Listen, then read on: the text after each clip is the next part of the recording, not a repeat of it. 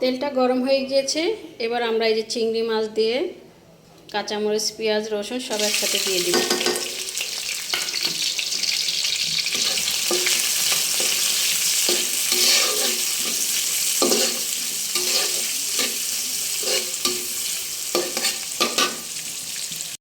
মাছটা পেঁয়াজ মরিচটা দিয়ে একটু হালকা ভাজা ভাজা হয়েছে, অল্প একটু হলুদ দিয়েছি শুধু কালারের জন্য, আর হচ্ছে লবণ দিয়ে দিয়েছি, আর কিছুই না, যেহেতু পুঁই শাক রান্না করব।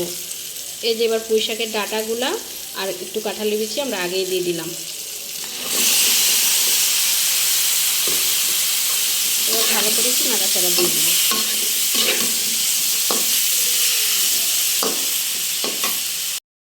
যখন হাফ সিদ্ধ হয়ে এসেছে তখন আমরা এই যে পুঁই শাকের পাতাগুলো দিয়ে দিচ্ছি, তাহলে হচ্ছে একবারে বেশি নরম হয়ে যাবে না। এবার আমরা পুঁই শাকের পাতাটা দিয়ে দিলাম, দিয়ে ভালো করে নেড়ে একটু হালকা একটু পানি দিয়ে ঢেকে রাখবো। তাহলে কিন্তু খুব চটজলদি আমাদের রান্না হয়ে যাবে পুঁই শাক রান্না। আর খেতেও কিন্তু অসম্ভব মজাদার একটি খাবার করে ফেলেছি পুঁই শাক চিংড়ি মাছ দিয়ে।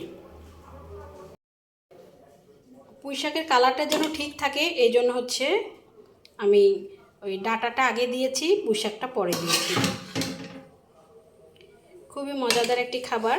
আর বিশেষ করে এই সিজনে তো পুঁই শাকটা পাওয়া যায়, এই আষাঢ় মাসে আসলে যে সিজনে যে খাবারটা সেটাই আসলে মজা লাগে অনেক।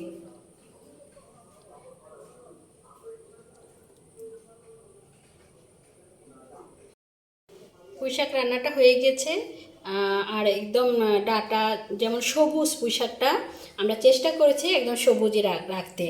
আর যেটার যেই কালার সেটা যদি সেই কালারের না আসে তাহলে কিন্তু দেখতেও ভালো লাগে না, খেতেও ভালো লাগে না।